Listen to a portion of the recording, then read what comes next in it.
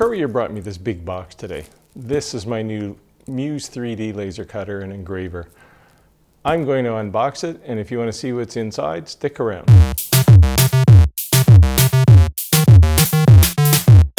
Hi, I'm Steve, and I make everything. But today, I'm actually not going to make anything. I'm going to unbox my new laser cutter and engraver, this Muse 3D, which I just received today. So let's get started. First thing you want to do is check to make sure that there's no damage on the box, and I did that and it was fine. And it does seem to be wrapped pretty well.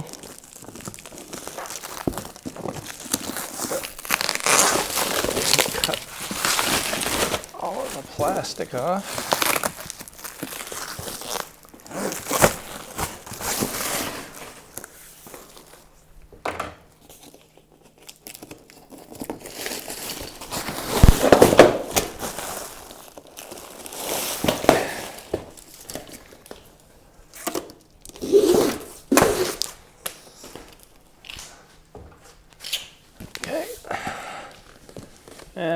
Now the exciting part.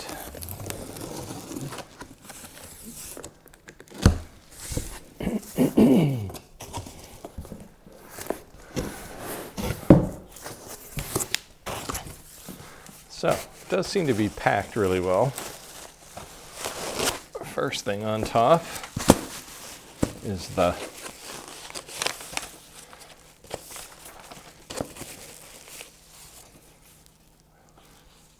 calibration, some basic instructions.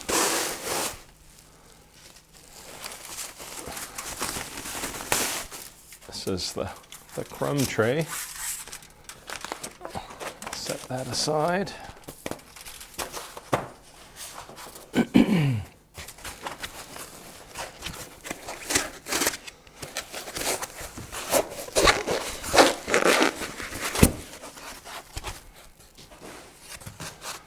And start pulling out some foam.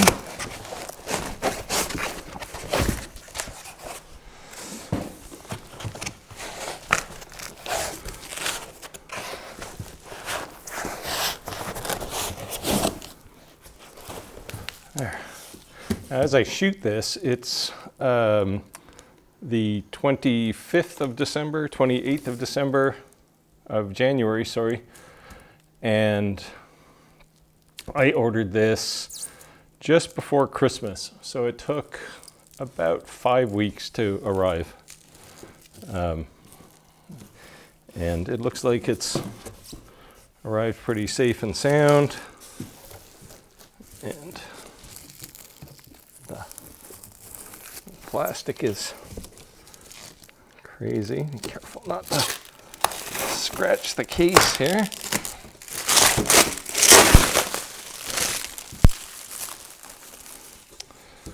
And quality control by Frank. Thanks, Frank. Looks like you did a good job.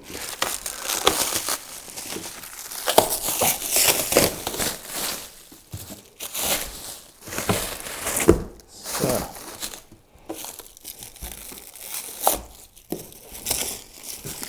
peel the rest of the film off. A couple of tape marks. And inside, it's nice that stays. Inside we have two boxes. Turn this around.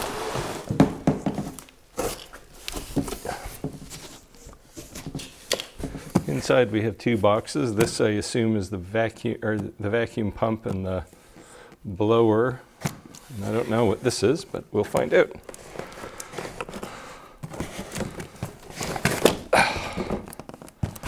This is where all the weight comes from. So,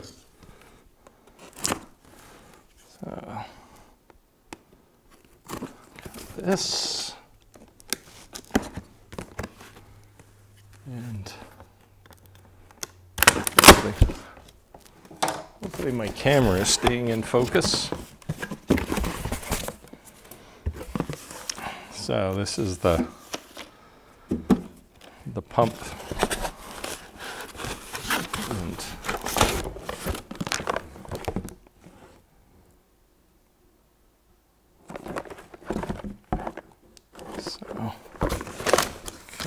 Set that to the side. We'll need that. This is the,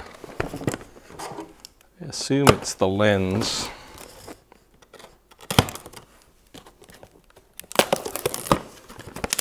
Now, this is the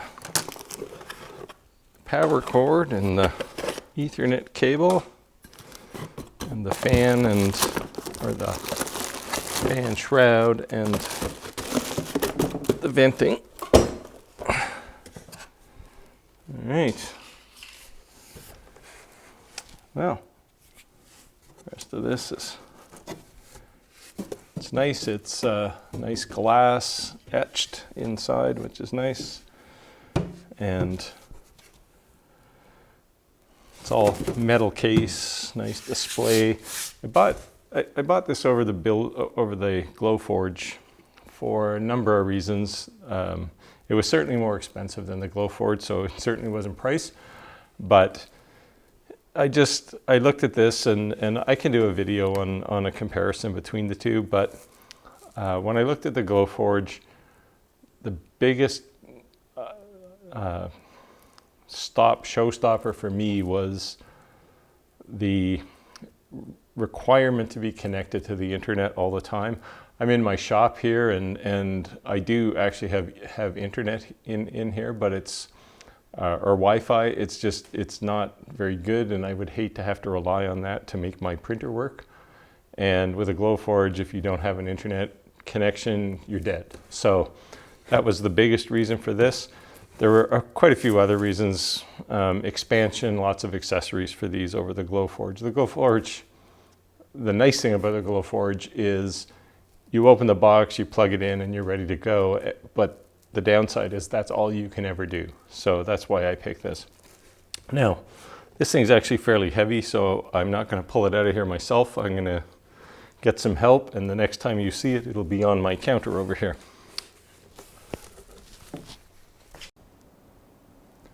So we got the box up on the bench here, and I just have to take out a few pieces of foam, more foam, which is good because it was packed pretty well.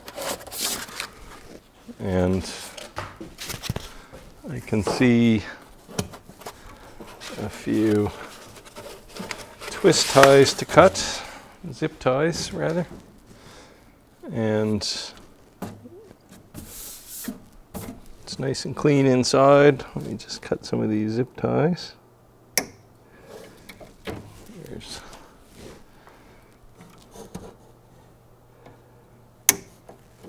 There are a couple on the belts to hold them. I'm not sure what, well, I guess they put them on there to keep the belts from sliding around.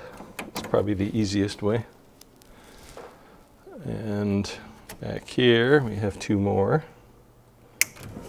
Make sure you don't cut the belt if you're unpacking yours. And we can now slide to a point. Let's cut this one, two more here. The big ones. And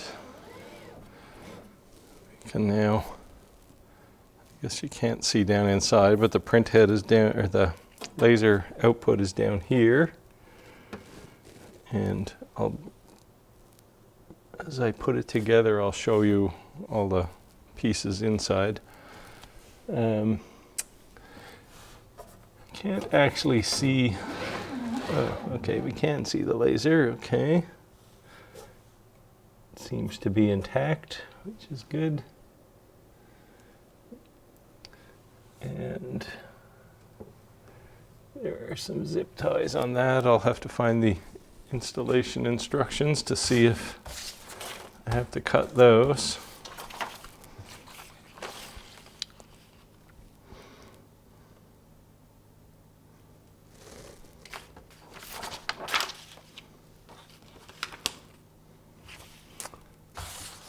I assume I do.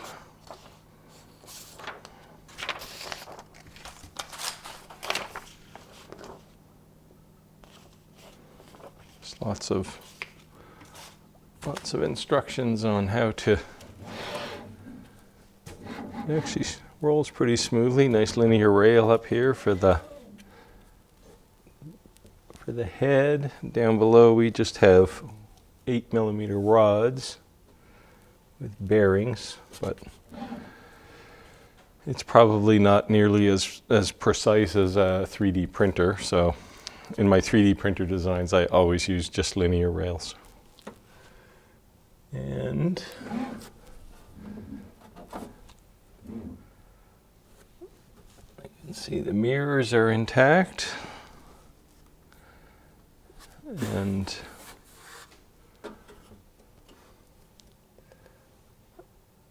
I'll have to let me get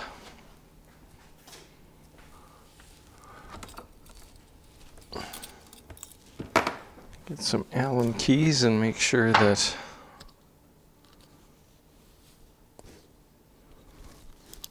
I don't have to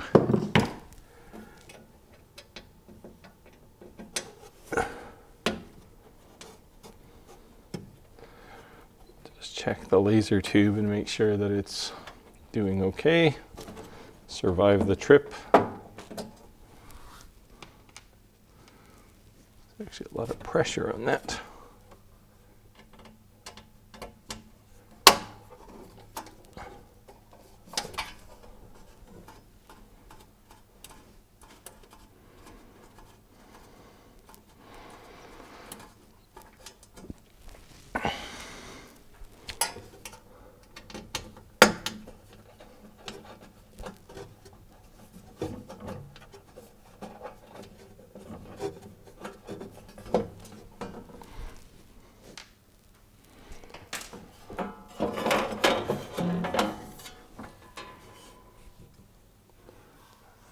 Okay, don't know if you can see inside.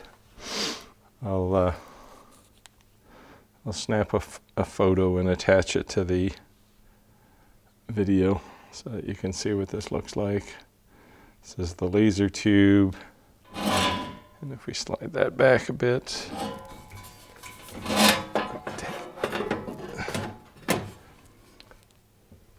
laser tube is okay. You can see some steering mirror on this side. Everything looks good.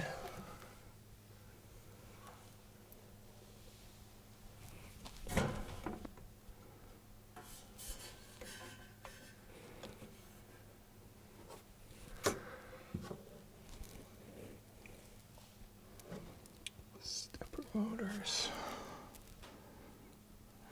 Looks all right. I will have to find out if I have to cut these zip ties, though. I think I'll leave them for now. They look like they hold up the circulation tube here, so. All right. Let's put the plate back on.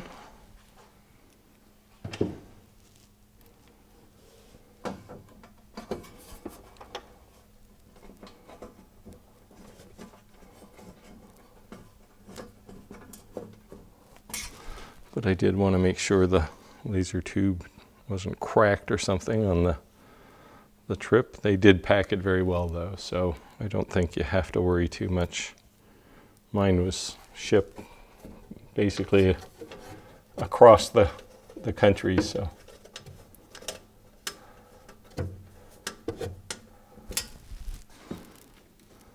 From Las Vegas to the East Coast.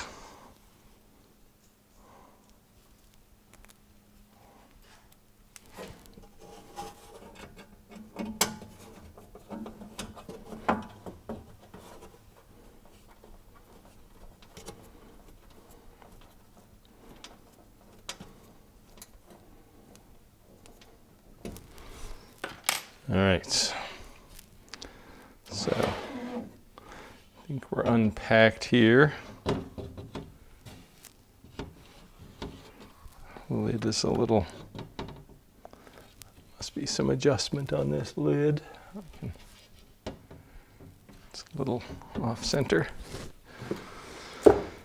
Now, if I turn this around so you can see the back.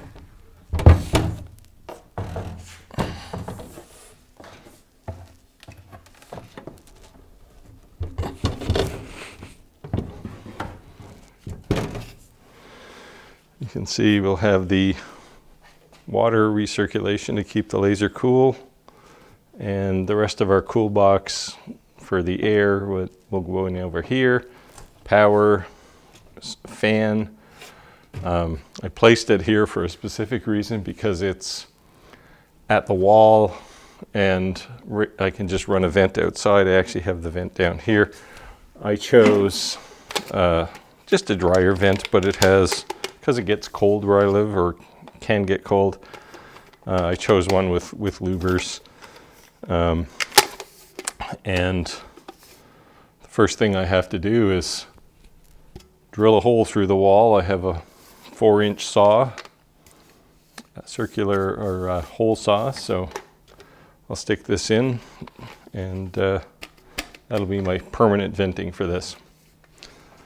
And I'll do that probably tomorrow. The other box is the, I believe they call it the cool box. It's where the water pump is and cooling for the water, as well as air to blow the onto the laser cutting so that it doesn't catch fire, cuts it a lot cleaner, and power for the exhaust fan and whatnot. So now in my shop, I have to, because my shop doesn't ever freeze, but it could. So if there was a power failure or something in the winter, it might get cold. So I will, instead of just using straight water, I'll use a mix of propylene glycol with water to keep it from freezing, just in case. So, and I'll mix that up tomorrow as well when I get the rest of it set up. Well, that's pretty much the unboxing.